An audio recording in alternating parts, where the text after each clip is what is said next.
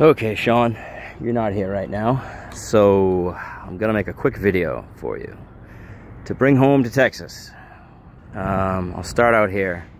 This boat is clean as a whistle inside, as far as I can get it at least, at this point before I have a baby. The outside could use a wash. Hopefully I maybe find a day to get that in before you leave. Anyways, there's your anchor up there. When you're standing on deck, you're gonna have to use the there's a winch up top, there's a button for it, and that's right, I'll show you that when I get up there, but that's how you're gonna use the anchor. This is your waist right here, clear as day, says waist. Don't mistake water and waste. Water. You'll want to fill your water tanks as much as possible. Got a pretty big tank though, and if you choose, you can use the water here and hook up to the dock. The regulator is a little sensitive, so that's why I choose to use the water tanks, because sometimes all of a sudden you have no water with this. The regulator shuts it off. You gotta unplug it, reset it by just giving it time. There's your cable. There's your electrical.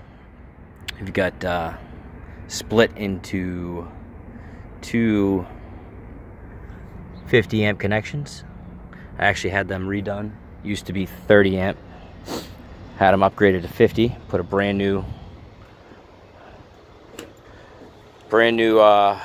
connection line to the post. You got 25 feet there. That was all done last year. Let's see. That is your gas over here in the back corner. Very important, you don't put any water in there or diesel. This is gas. However, you do have a water hookup back here. I haven't used it, haven't had to. I'm not really sure what it's for. Must be a separate tank. That's your other gas on the back corner of the starboard side. Okay, so you've got two gas tanks because you've got two engines now. Let's step on board here. All right, it's the basics here first. You got a refrigerator down here, storage compartment, sink with a new faucet hooked up. The water was also redone, the lines. This is for if you'd like to hook up a ice maker to it. I have a refrigerator in there right now. It's brand new. The ice maker didn't last the winter before. I didn't get the water out of it properly, so sitting up here on the upper deck in the cold, it didn't last. This is the only thing really messy left on the boat, besides the other a compartment for your tools.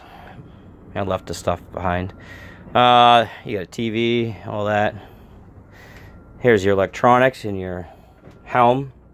Everything up here at your helm is pretty self-explanatory. You've got your bilge pumps here, forward bilge pump, middle cabin, back. You're gonna want to run your blowers before you start your engines. Windshield wipers are all here. You have 3 of them. I imagine those will have to be reconnected if you take the windows apart during your travel. Electronics, those will turn on all your electronics here. Anchor light, navigation lights, horn. DC lights will turn on some lights up here so you can see at nighttime. Your radar, of course. I don't use it, but got some different hookups. I guess he had an XM hookup there. I've never used it. You've got your radio here, though. Speakers up here on the front deck as well. Pretty cool to sit out and hang out at anchor and listen to the music. You got your radio here, all your channels. This synchronizer will tell you what your tack, what you're running at for your engines here. Usually around 700, I think, is idle. 600-700 maybe. So that's good to know. This right here, port, starboard. This is your forward, neutral, reverse. These are your throttles. Obviously you're going to want to start with them a little lower, maybe give it a little gas to start. We'll go over that. This down here is your windlass, which will raise and lower your anchor. I called it a winch, but that's because I'm used to trucks. Let's see, got some lighting here. That's all connected here. This HDMI cable actually runs down below the floor and goes all the way down here behind this little area, which is where I store the cable box for the television down here. There's a splitter there that runs one HDMI up to this TV and one up to the one on deck. If you hook up the cable, you can have them both simultaneously playing the same thing. Okay, so now we're in the main cabin. Before I go into the aft cabin, I wanted to show this because I left it undone. This is your valve. I'm going to leave it shut off for now. You got to take and open this whole thing here to get in, but just turn that to open the valve for the sink and or the ice maker if you add it. You get some storage here, a bunch of tools, stuff you may need, screws, certain stuff for the board. You'll check it all out. Aft cabin AC right there, that would be your return. You're going to want to change your filters periodically. I got to buy some new filters. There's some throwaway ones inside, cleanable ones I mean inside right now, but otherwise with your returns you're going to want to clean your coil every so often. I use New Blast coil condenser cleaner. We don't get jammed up, because if they get any dirt in them, they could freeze up on a really hot day. But if you have all three running, normally that won't happen. Let's see.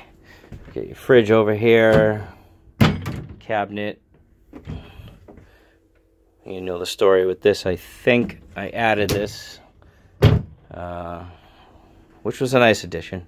It's been great to store a lot of stuff in and have an extra fridge. You got your other fridge over here, your microwave, your stove. I leave this touch just as it is. You can shut it off probably on your ride though. It's on coldest right now.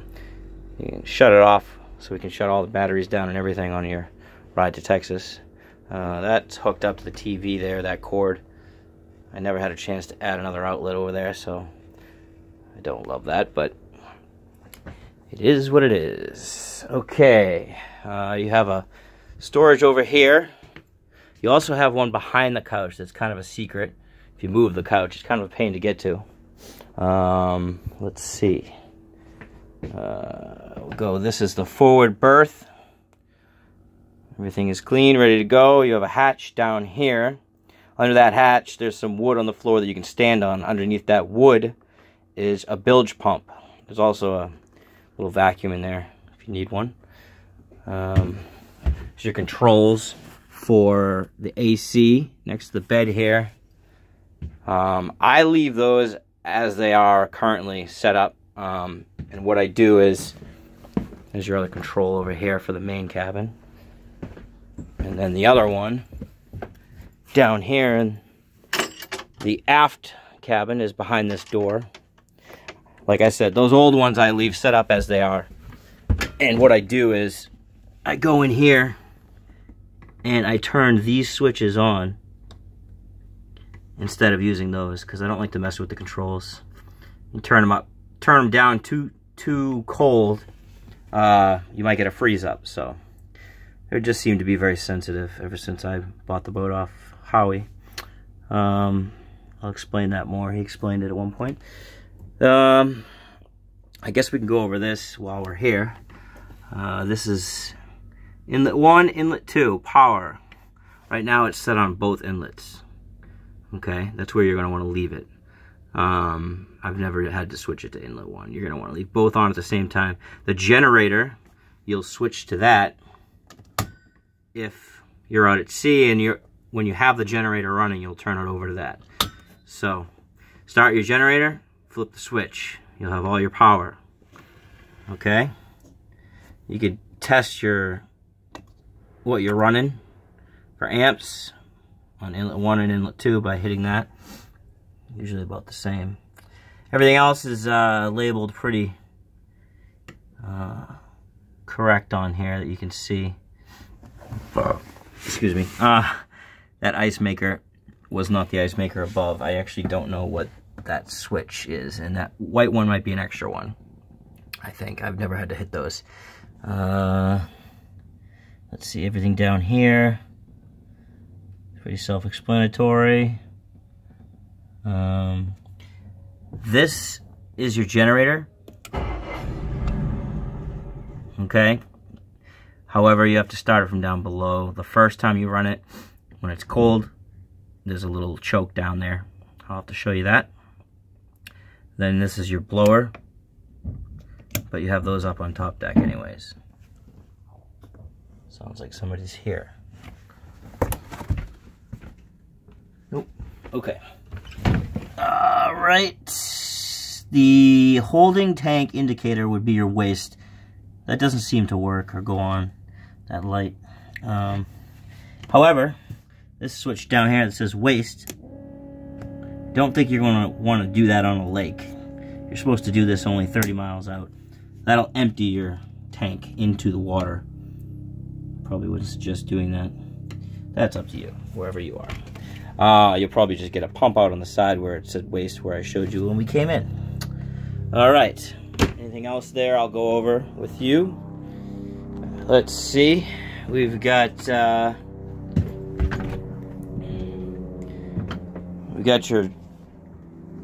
head up here in the forward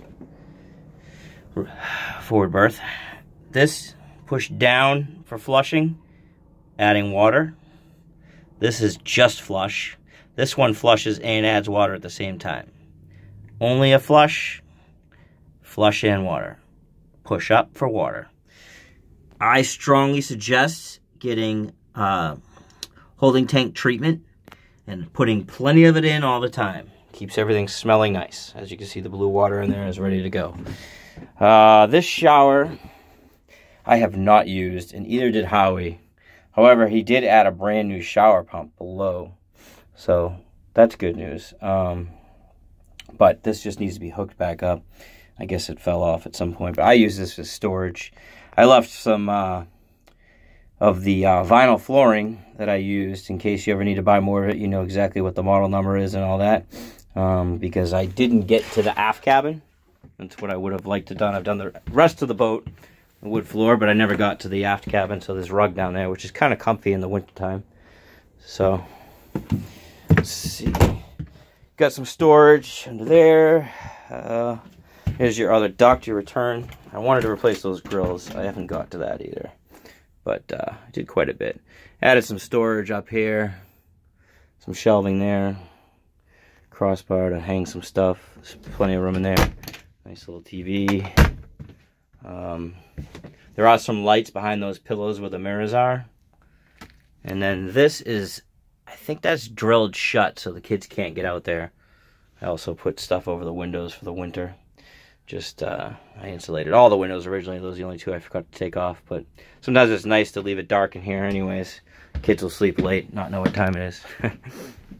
I got some storage bins down here below the couch that slide out. Just barely fit in here. But I bought them to fit exactly under that couch for storage, since I was losing the old couch after I added this one. Very comfortable. Let's go down here one more time. Got your aft cabin. Trying to see. Here's your flush right here. You'll figure them out. They're all a little different. Took me a while. One is just empty. One is flush. One only fills up some water. And the quick flush does it like 2 times in a row. It flushes, I think, and adds water twice. There's your shower. I left that up there for you. I bought that 2 years ago. Kind of nice to have instead of all the bottles of soap around. Shampoo. Probably just needs a little clean. That's the only thing I really didn't get to clean was this shower, actually, too. Sheets are all clean. Place is vacuumed. Everything's wiped down. And let's see, you got some storage here. that mirror on the floor actually goes, there's a story behind here. It landed on Christine's foot once. She did not want me to glue it back up. I think the only reason why it fell was because it was glue from 1988 and it just gave way. Her foot was really hurting, so I wasn't allowed to put that back up. I think if you use the right stuff, it'll stick very well. All right, now let's go down into the engine room.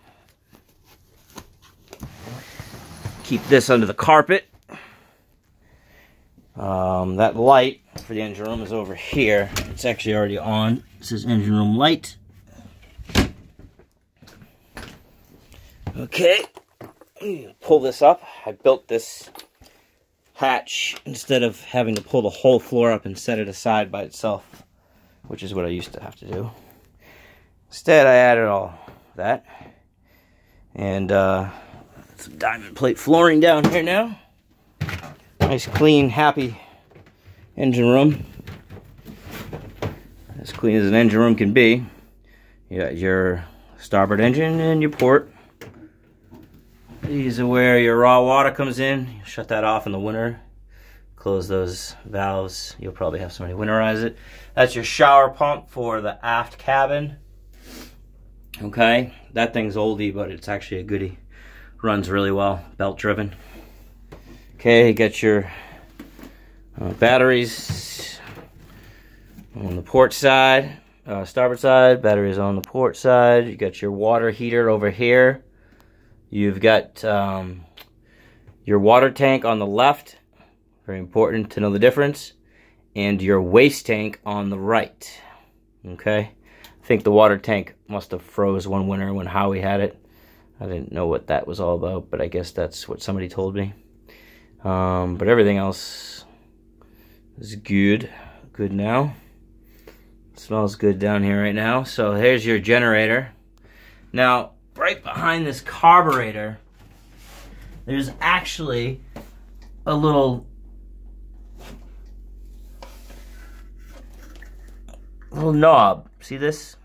So if you twist that with your right hand and you start the engine right here with your left, that's going to do a cold start. You want to twist that choke and start that baby up. You'll get the hang of it. That'll run it. Once it gets running, you can use the switch up above on the main cabin to turn it on and off. But once you're running, you probably won't need to turn it on and off anyways. But if you want to get it running just so you can turn it on in an hour from up above, that's always a good idea too. There you got your macerator over there in the corner behind the generator. That's your waste out into the water. And these are your AC pumps down here. Okay. And you got your raw water for those AC pumps. Over here by the generator, that's your raw water for the generator. And let's see. I think that's pretty much all I can tell you from this video right now. Good luck and congratulations. You're going to enjoy this boat as much as I did. I'm sure you guys will have a blast. Lots of room and it's very comfortable.